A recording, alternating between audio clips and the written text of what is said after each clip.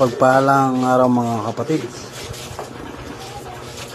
Ito po yung yung sagot sa yung sa panawag sa mga masamang espiritu. Yan po yung para yung marunong ka na magkumbate. Pero may nagpagamot sa iyo. Doon mo tatawagin sa katawan ng pasyente mo, yung mangkukulam na o sino mang espiritong masama na yon, panawag po yun doon. Because yun, SB Pabia ba yun?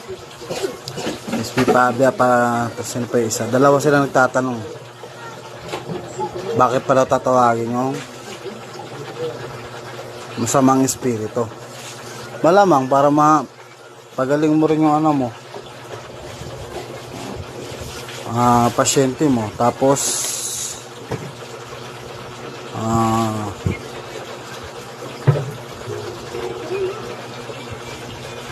pag natawag mo kasi yun, pwede mong parusahan, pwede mong patayin.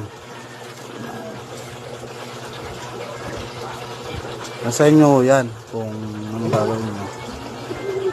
Sa akin kasi rin ngayon, bihira na yung ganyan sa akin, wala naman na masyado. Pero yung may ganyan ako na puro kalas lang.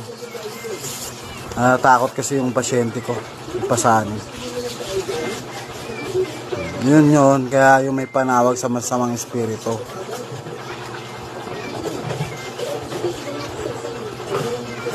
Panawag po yun siya sa masamang espiritu, sa mangkukulam, mambabarang, kablo,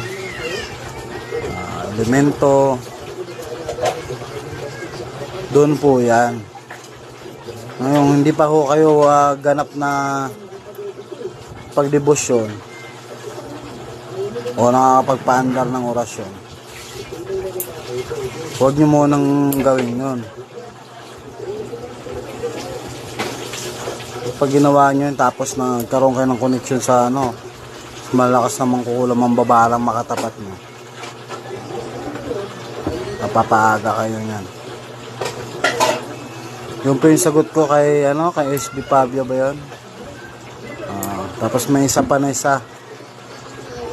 Bakit daw kailangan pantawagin yung sa mga espiritu? Depende po yan sa inyo.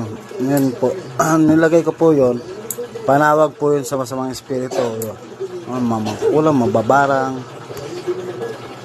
Para po yun doon.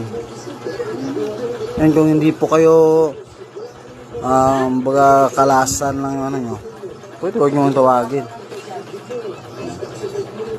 Kasi delikado rin yan kung napapasok mo nga tapos hindi naman sapat antas mo, talo ka rin dun sa mangkukulam na tinawag mo. Kaya mambabarang, baka matalo ka pa nga sa elemento kaya espiritu Pero kasi mga espiritu nanggagambala rin sa tao. Yun po yung sagot ko mga kapatid sa dalawang yon, kung bakit daw tinatawag yung masamang espiritu. Para po yan sa kumbatero na. Kung hindi ka pa po kumbatero, huwag mo munang gamitin yon. Magdebosyon ka muna.